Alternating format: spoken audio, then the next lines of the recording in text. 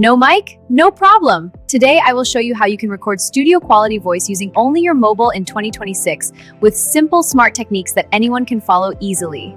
Step 1. Choose a quiet room where background noise is minimal. Turn off fan, AC, and outside sounds because a silent environment is the most important factor for recording clean and professional audio. Step 2.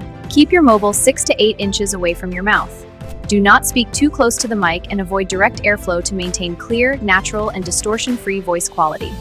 Step 3. Use free apps like Dolby or Lexus Audio Editor. These apps provide automatic noise reduction and voice enhancement, helping you achieve better and more professional sound quality without any external microphone. Step 4. Use pillows, blankets, or ricotta inside a wardrobe. Soft surfaces absorb sound reflections, reduce echo, and make your voice sound cleaner, clearer, and closer to studio quality recording conditions at home. Step 5. Speak clearly, slowly, and confidently while recording. Proper pronunciation and steady voice control improve clarity and make your audio sound more professional, even if you are not using any external microphone. Final tip, use AI tools and mobile apps to enhance your voice, remove noise, and improve clarity.